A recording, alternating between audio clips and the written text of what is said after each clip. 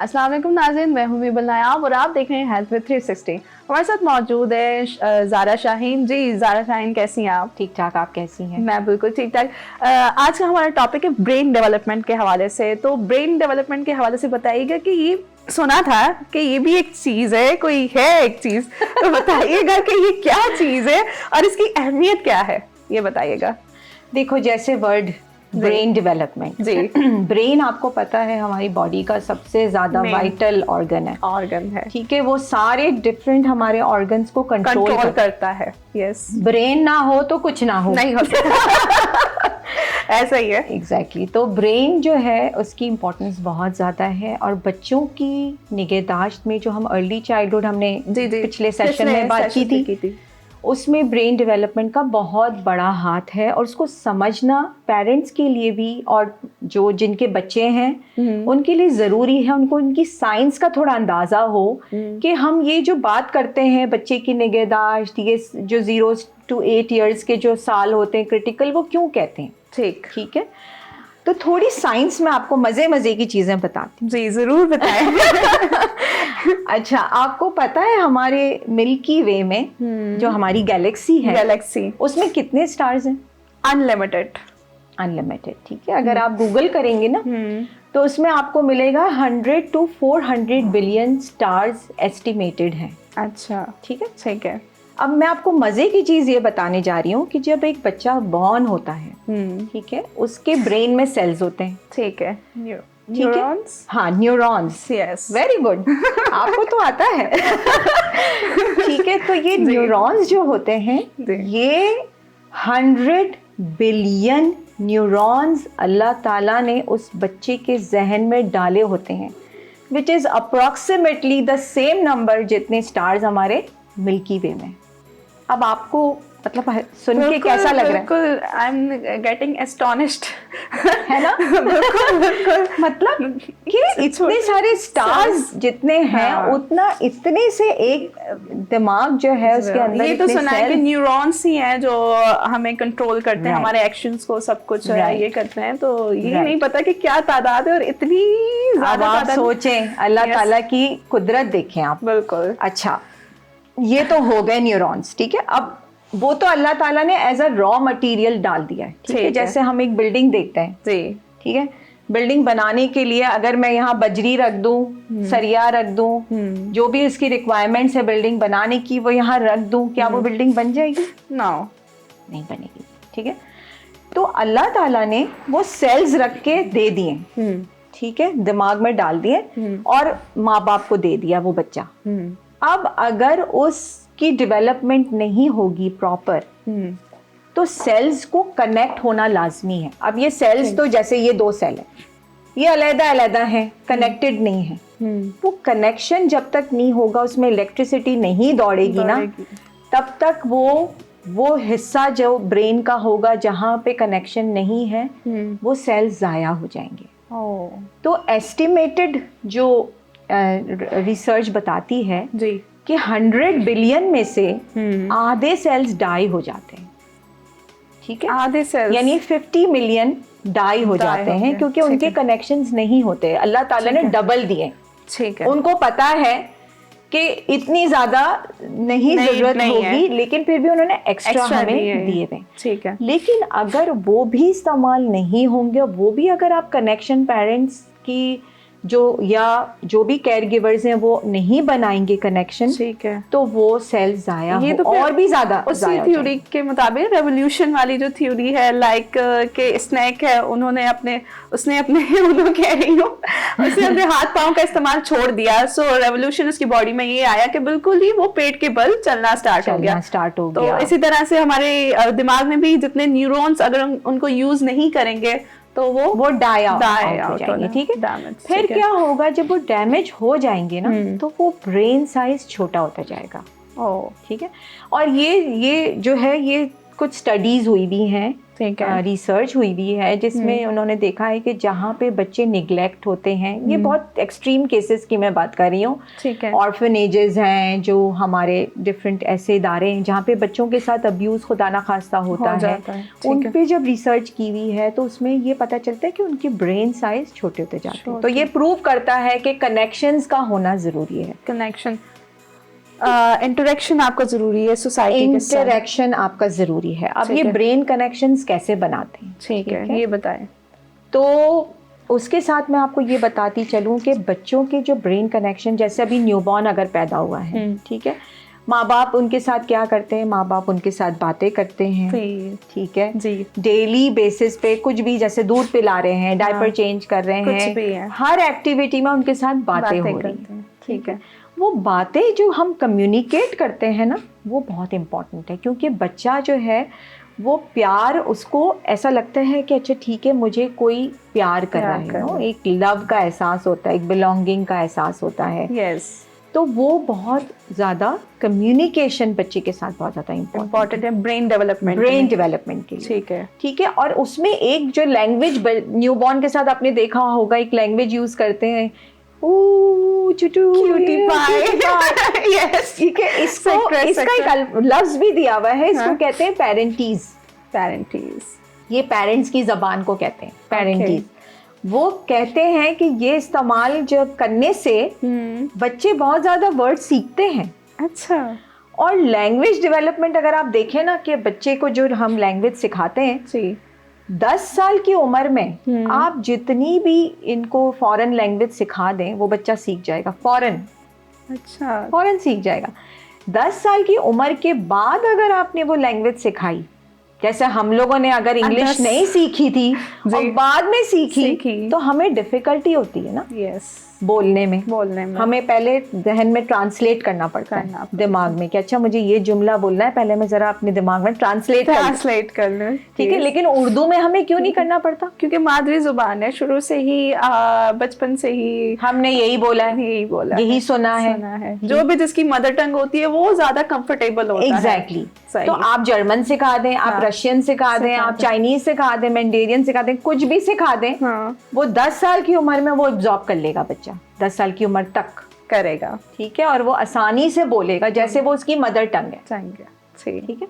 तो कम्युनिकेशन इतना इम्पोर्टेंट है ब्रेन डेवलपमेंट में, ठीक है। फिर दूसरी बात जो है उसकी नीड्स को फुलफिल करना बच्चे की।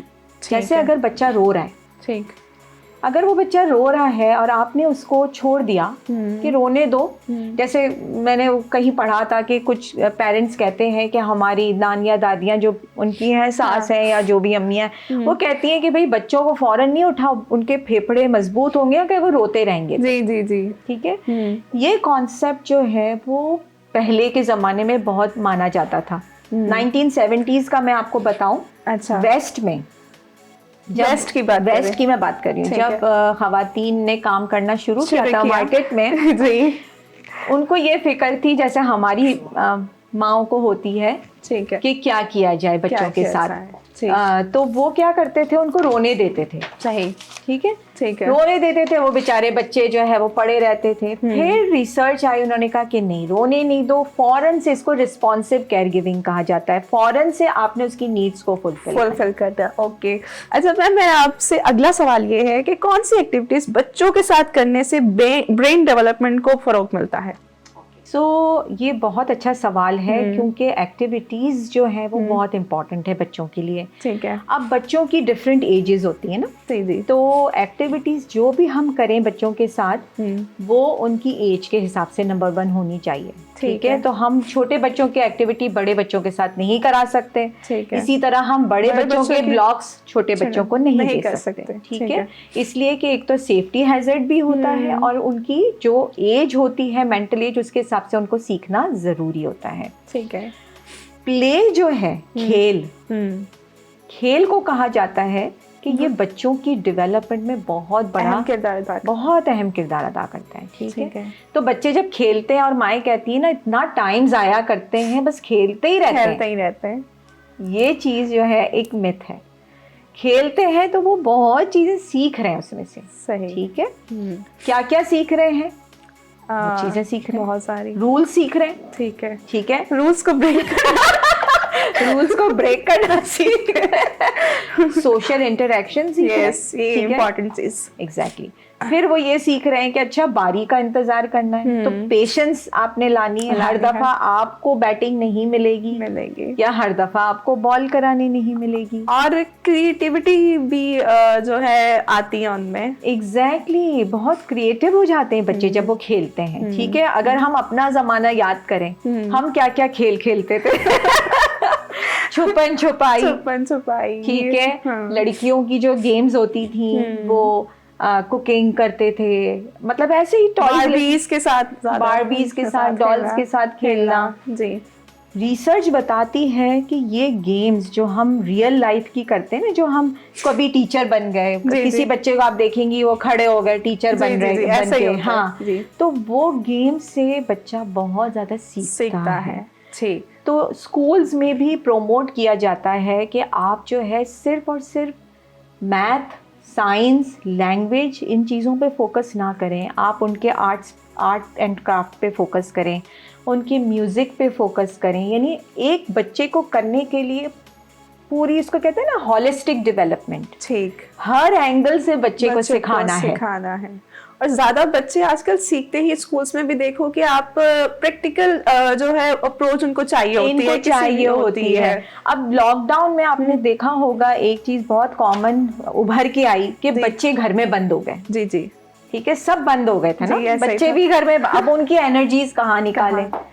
फिर कहा कि अच्छा ठीक है, एक्टिविटीज ऐसी करें, जैसे अब माएँ तो बेचारी खाना पकाने में से खत्म नहीं हो रहा था उनका खाना, तो उसके साथ साथ वो कहते थे बच्चों को भी साथ में अपने आप एक छोटा सा वो दे दें, पैन दे दें या कुछ दे दें, टॉय दे दें जिसमें वो कुकिंग टॉयज होते हैं, या रियल दे दें, उनमें उसको आटा दे दें। आटे से वो खुद ही खेलते रहेंगे, उनके मसल्स भी, फाइन मोटर, वो सारे ग्रॉस मोटर मसल्स जो हैं वो यूज होंगे। ठीक है, और उसके 2-3 घंटे बच्चे के निकल जाएंगे।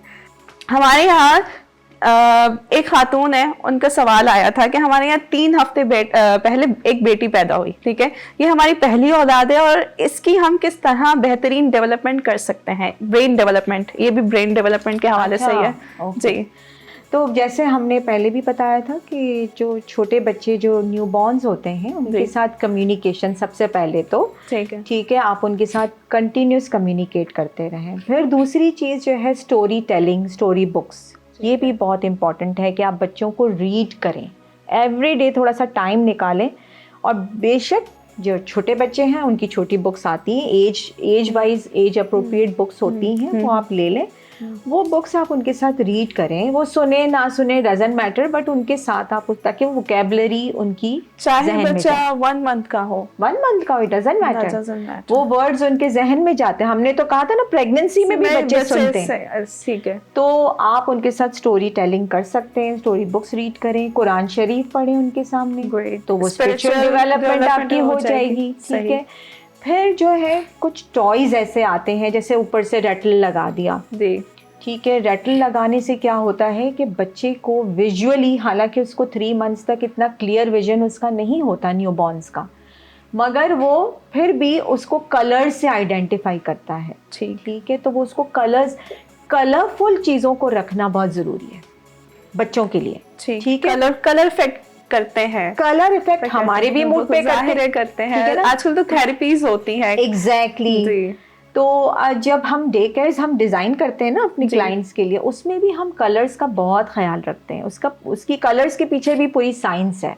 कुछ कलर्स आपके मूड को बिल्कुल लाइट कर देगी, आप स्लीपिंग मोड में चले जाएंगे, और कुछ कलर्स आपको मतलब वो कर देगी, हाइपर एक्टिव कर देगी। ठीक है, जिसमें मैं आपको बताऊं, अगर लाइट मूव कलर होगा तो आपको नींद आएगी लेकिन अगर सफेद बैकग्राउंड होगा, आप सोचे मैंने आपको एक जगह, एक ऑफिस में बिठा दिया, सही, जहां हर तरफ सिर्फ वाइट है, सफेद ही है आप सोचे आपका शाम तक क्या हाल होगा तो कलर्स बहुत इम्पोर्टेंट है बच्चों के लिए, बच्चों की डेवलपमेंट के लिए।